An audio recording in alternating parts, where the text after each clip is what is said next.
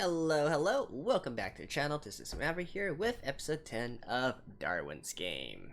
So, this is actually the penultimate episode of this series, at least of this season, right? Because since the first episode was sort of like an 1 hour special, I believe this series only has 11 episodes. Now, whether or not the last one is going to be also a 1 hour one, I don't really know, but we are very near the end of it, and so we're probably going to be done with this Wong arc. I would reckon that Kaname and his companions are going to give Wong a good ass kicking, potentially even kill him, especially considering that he has now hurt a very good friend of Kaname. So it'll be interesting to see how he reacts to the situation, whether or not he still continues to go by his never killing morals, right? And of course, at this point, you know, they got Kaname, they got Shuka, and they also got Shilan, the newest, I guess, addition to their clan. And really, I don't think Wan's clan stands a chance, although they might play some dirty tactics, right? So, anyways, let's get into the episode and find out. Alright, let's begin in 3, 2, 1, play.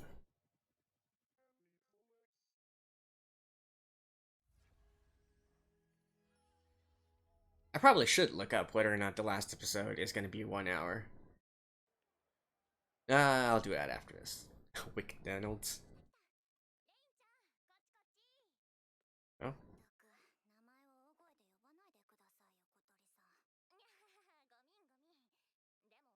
Gummy.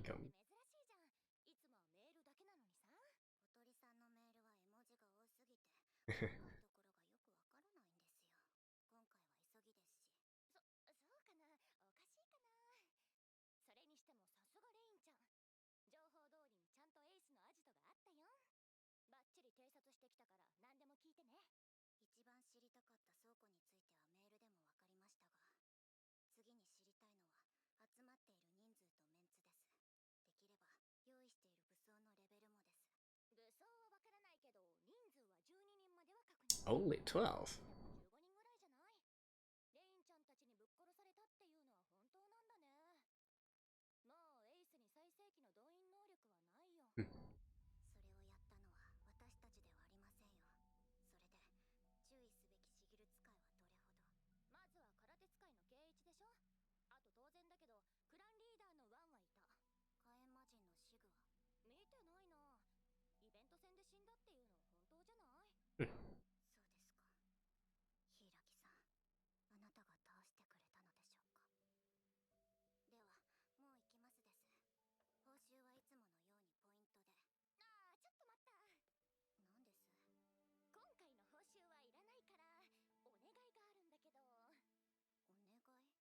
Take them out.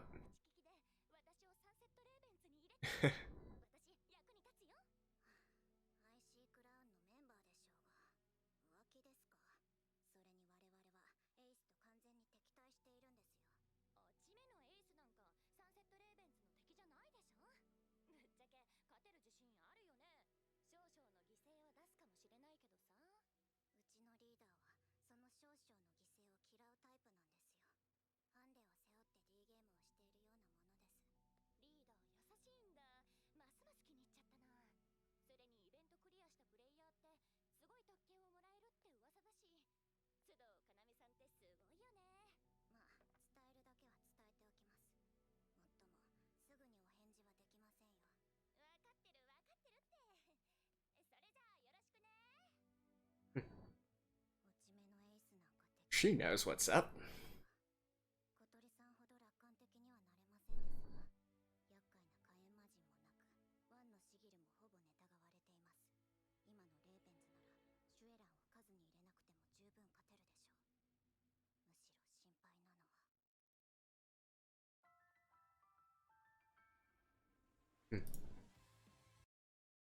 I wonder if Kaname got the video ready. You should, right? Based on things right now.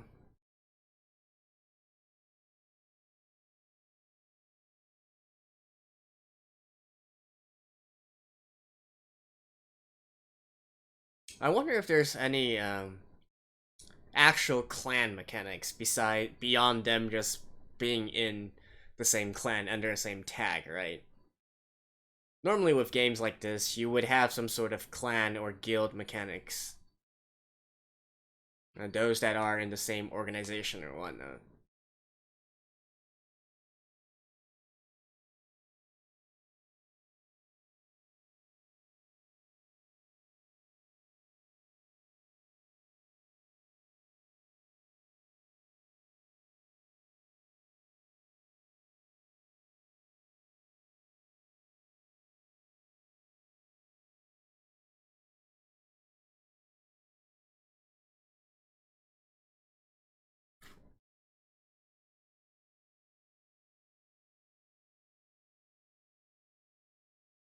This song is such a bop. It's actually on Spotify as well. And on YouTube. So, go check out the full version.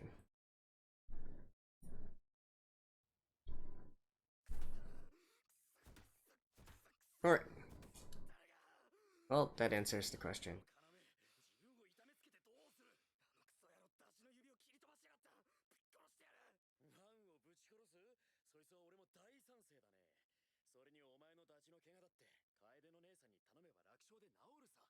Huh.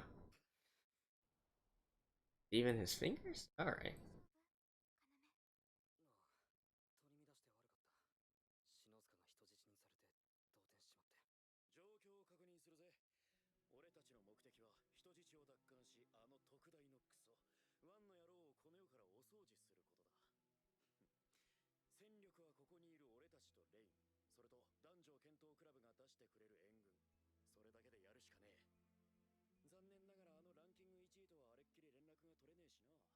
Once again, you know, it's a numbers war.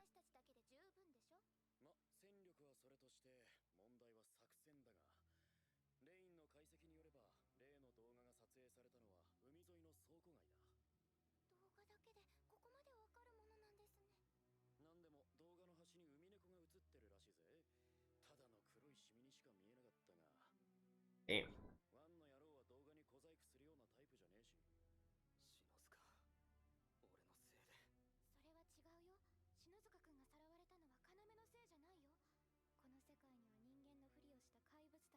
Yep. Wrong place, wrong time.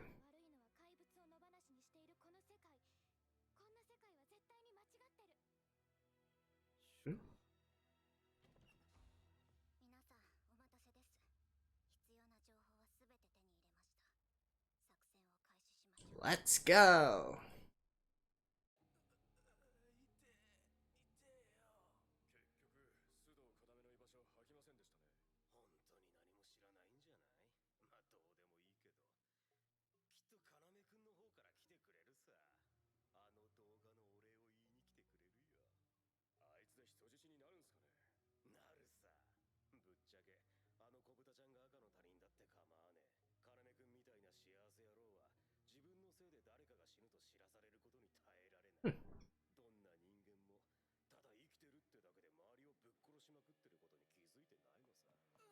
He's actually quite smart.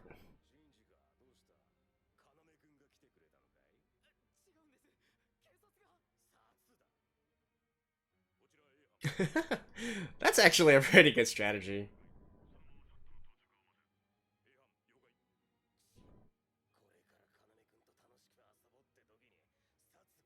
How's he going to take care of the situation, though?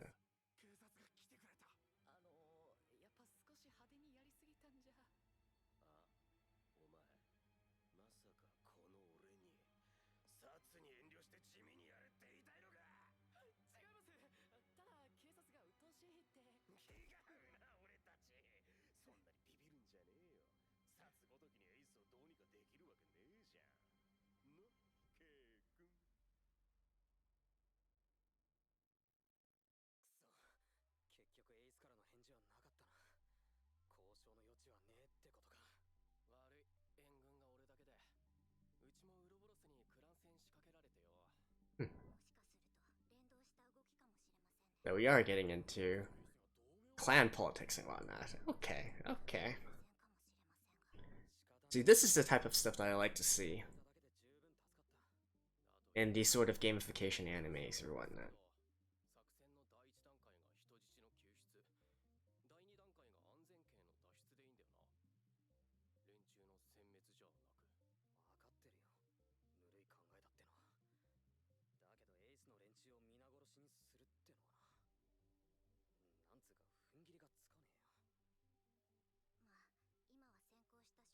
even if they might have murdered a lot of others.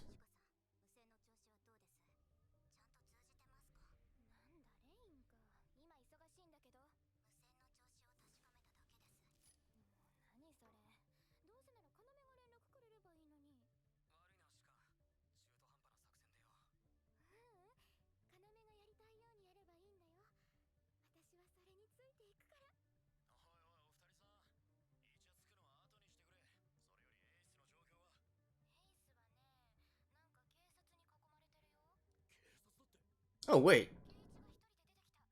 Huh. I actually thought they called the police.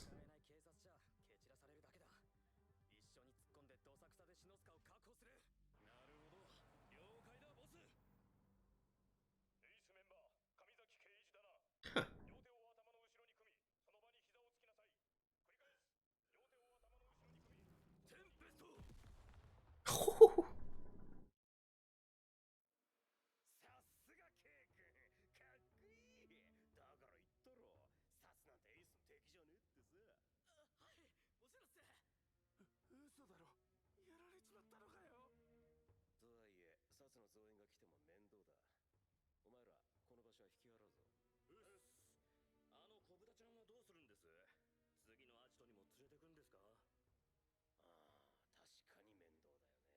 Probably just kill him.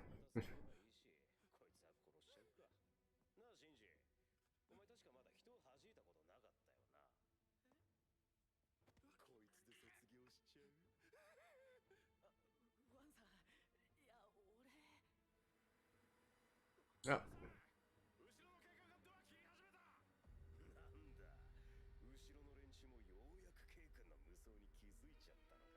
Like, I don't get why they're able to use their abilities in full view.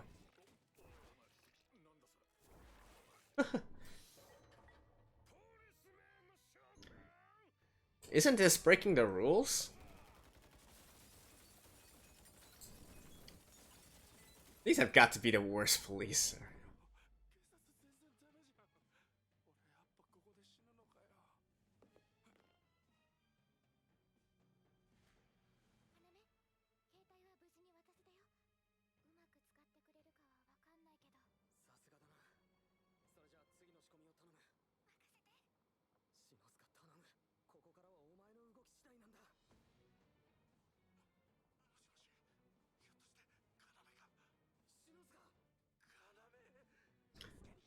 Keep it down, dude.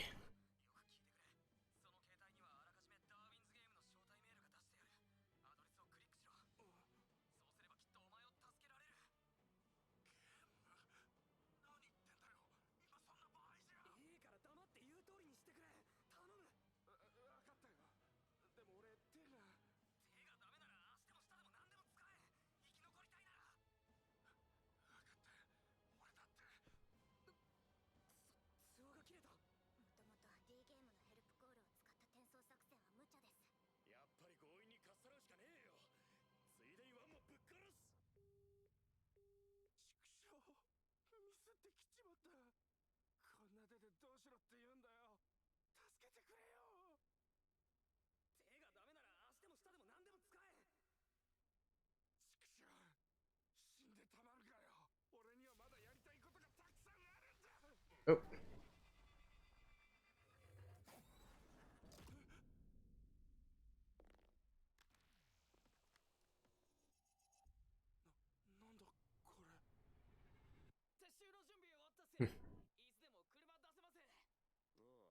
So I guess he turns out to be actually, like, probably one of the clan of Kaname's.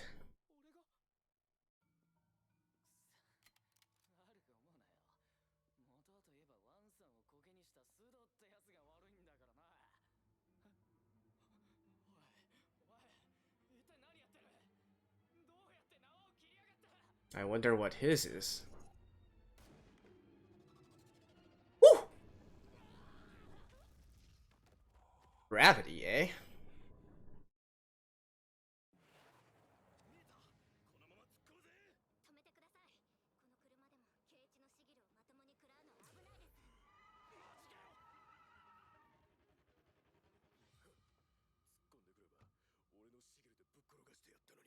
Can he swat away bullets?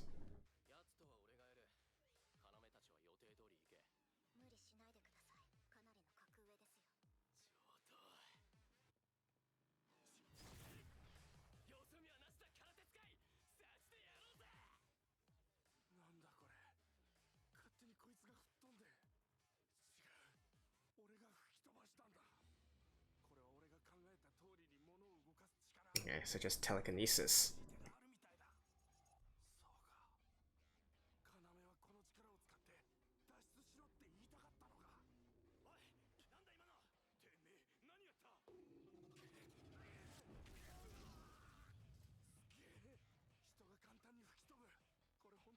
He's probably gonna overexert himself, and then Kaname's gonna save him, right?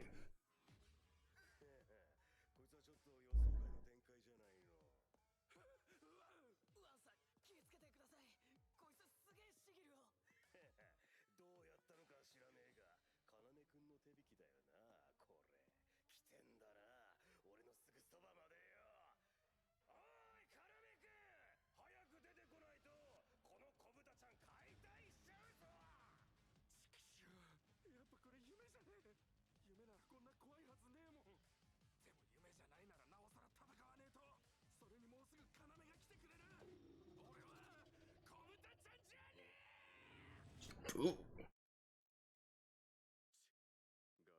Huh. I thought the warehouse was actually gonna explode or something.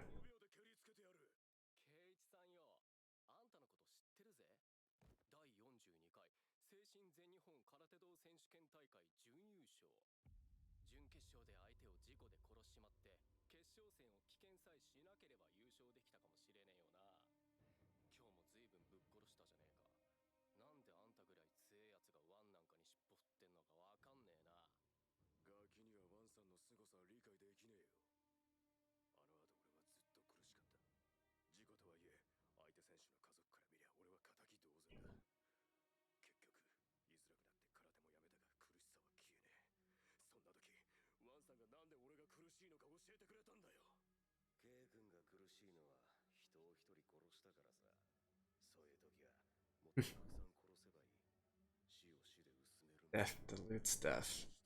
I mean, I guess that is true to a certain extent, right?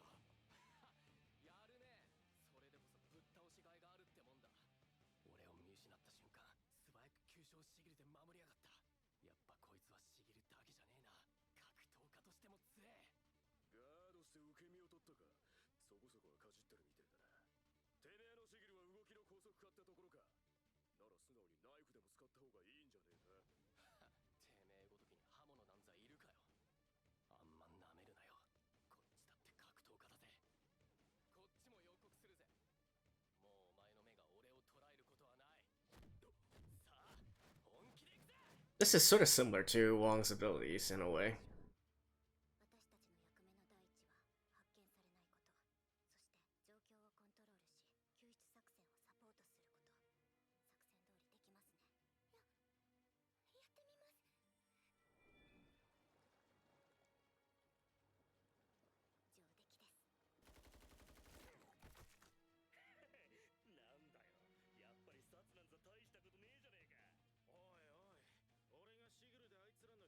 Okay.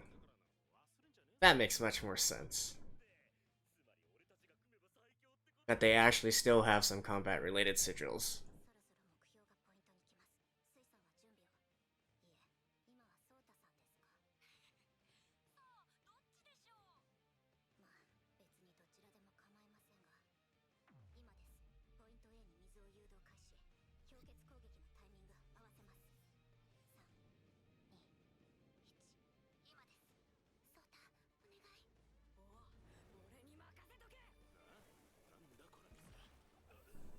こっち。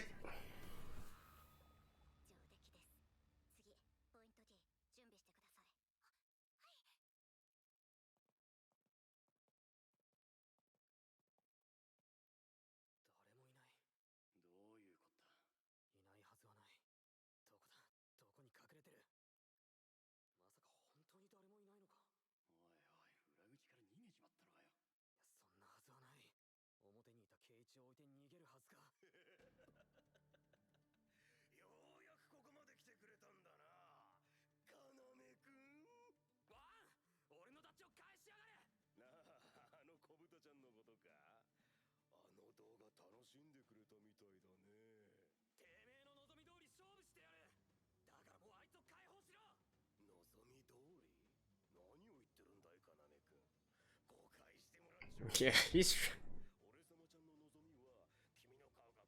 If anything, he would probably just kill him the moment he gets here.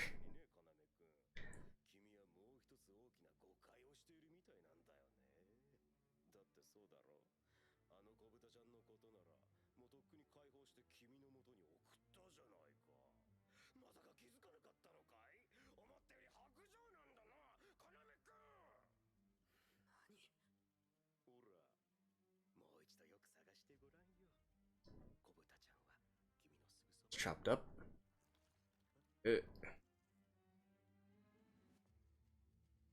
Damn.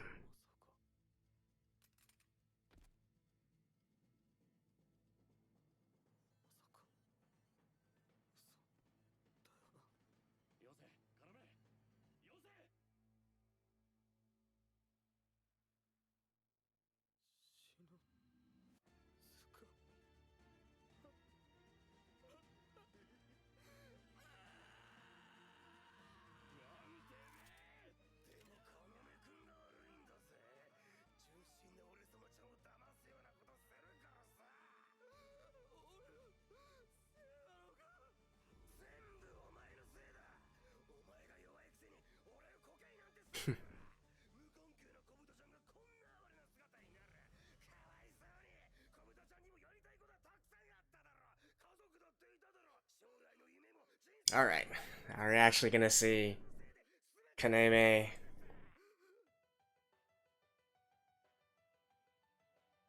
really explode now? What is with these butterflies on the way?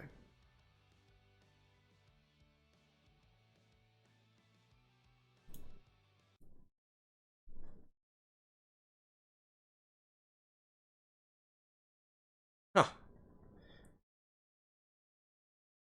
Okay. I actually thought there was... Well, I guess it makes sense that they only get to the end of this arc in the next episode.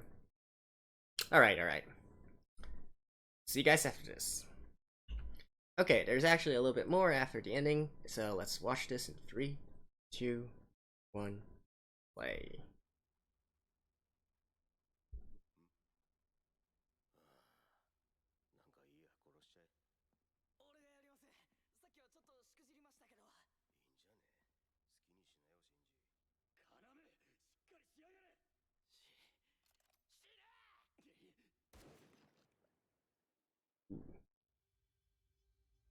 There we go.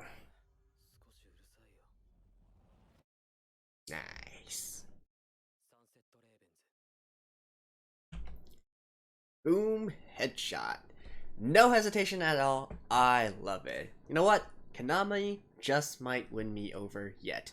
It's a shame that it took until the penultimate episode to do this, but yeah, I mean, he's clearly needed to really grow up a little bit and, you know, really take stock of the situation, take responsibility of the situation, know the actual consequences of him entering into this game and going against people who, let's just say, aren't exactly playing by the same rules.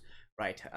So I love it. I feel like this actually represents a huge growth in his character development, and I am really interested to see his, you know, how he goes from here. Right. Last episode we literally had Shilan talk about how Kaname was really suited to be an assassin, and that he has this innate bloodlust within him, which I guess he didn't really want to admit. But with the way that things are going so far, I do wonder if it's actually instead going to turn into a story where once Kaname crossed this line, he decided to cross it more and more and more, and then eventually he's overcrossing it, and somebody needs to rein him in, right? So I wonder if it's actually that kind of story development, which to me would be much more attractive and much more enticing than something like, trying to be a goody two shoes and never killing. So yeah, if this is of course assuming that this was actually real. I mean, it looked real. I don't think it's like a trickery or of any sorts, and I feel like Kaname is about to be fully unleashed. So I am looking forward to that. And honestly, this episode features a lot of different stuff that actually interests me, right? Compared to just the various okay, it's just a sort of gamification fantasy game, sort of battle royale kind of, well, not exactly battle royale, but you guys know what I mean. Particularly in regards to the sort of clan mechanics, or maybe not even the clan mechanics in particular, but what they were talking about, right? Like ganging up on others, forming alliances with other different clans, and yet, they also have their alliances as well, and so we get this attack, counterattack kind of thing going on, which, again, to me, knowing that this is actually a story that's eventually going to put these sort of clan politics into it, that actually brings a lot of depth to this, right? Anyone who's actually played an MMORPG before, or any kind of MMO, I guess, would attest to the fact that this is actually a big part of how to become #1 in any sort of game of your choosing, right? I guess for most in the West, the most popular one would probably be World of Warcraft. To me, personally, I'm not that familiar with that, actually, but I'm assuming the mechanics work somewhat similar. You got these individual clans and whatnot, and then you have these super clans, which are alliances between different groups, different clans, and in some games there's even these super alliances, if you will, and all vying for the top spot in one server or whatnot. And I do like that kind of thing, because that actually has a lot of it actually has a lot of real good parallels with real life situations, like the Warring States period of Japan or of China, or within Europe, right? This kind of diplomacy and how to get people on your side, so on and so forth. It's a game of chess, right? And that is a depth that I really appreciate within fantasy works, which unfortunately is all too lacking in a lot of the fantasy works or isekais of the current world and current trend. So if they actually do start to do things related with this, 2 thumbs up from me, right? In this episode, we also see them actually try to do some planning, some initial planning, scouting the situation, doing reconnaissance, forming a plan, forming a strategy, and then going in. I honestly thought that they actually called the police to sort of form a diversion, and that was their strategy, so I was about to give them credit for that. As it turns out, it seems that the police actually found the eighth themselves, which was kind of a bummer, but I guess it sort of ties in. If you think about it, with Kaname's sort of character and his his morals and whatnot, I guess he's not exactly the one who would be calling the police in to use them as cannon fodder, right? Even though strategically it makes a lot of sense here. So that was too bad, and but at least they're trying, right? They're learning from it. They're actually doing some good stuff now. It's nice to see them actually on the offensive, and the things that they do whilst they are on the offensive. Now, of course, things could be done a lot better, but I mean, 10 episodes up to now, I feel like this is already a huge improvement from the earlier things, which again, if you guys have been watching my videos and my reviews so far, you know that I take a lot of issues with the way things are and the way things are portrayed. That's not to say that this episode was flawless, far from it. Especially the dialogue is still, I mean, I don't know what to say, but it's passable, right? It's passable, but sometimes it just really feels unnatural, let's just say. So yeah, those are the things I do like about this episode. And in terms of looking forward and like some questions and whatnot, there are a few puzzling things within this episode. Like for one, why did Kaname's friend remain in the chopped up state? Right? How come he didn't turn into those sort of QB blocks or whatnot and just just disappear? Right? How is it that he is still in that state? Like, is there a specific condition you need to meet in order to turn into those cubes or whatnot? But I don't know, that I'm curious to see how they are going to interpret that situation. And once again, and this is not the first time that I've mentioned this before, but the eighth, since 5 or 6 episodes ago, we've known that they were using, especially Wong in particular, was using their sigil abilities to in the real world and use it to intimidate other other gangs and whatnot, take over territory. Not necessarily against players, other D game players. And during that time, I already had this sort of question, and that is, if the rules of the D game do say that you're not supposed to reveal the D game to others, wouldn't even using their abilities kind of count? And especially in the case where, if you think about it, someone is using some supernatural abilities, that's going to cause a lot of commotion, right? So the way that I've chosen to interpret as of now is that they leave no survivors, and so nothing gets out, right? And I guess that's true as of up to now. However, if there are this kind of situation where there are survivors, I do wonder if the GM is actually just gonna go in there and say like, "Oh, Wong, you broke the rules, you're out," and then it's game over for him, right? It would be funny if it was that simple to get him out of the game. But I highly doubt they're actually going to do something related to that. And speaking of which, speaking of the police of this episode, I feel like this is a situation where things have actually escalated, right? In the last event, even though I was so convinced that they were actually going to find some way to magically repair all the damage that they did to the buildings and whatnot, but apparently that did not happen. But at the end of the day, those are still just buildings, right? However, I feel like massacring an entire police dispatchment unit, that's like, what, 20, 30 police officers right there? That is going to get a lot of attention, right? You're going to be getting the full force of the police right into this case, trying to find anyone who's somewhat related. And in fact, even Kaname and company would be investigated as well, since they were at the scene, and the police will always have methods to find these people. So that's also, I don't know if this is something that the series or the story is going to actually mention or whatnot, but that is going to be one hell of a cover-up job, which might be possible considering that the D game itself, how it has operated up to now, is a big mystery to me.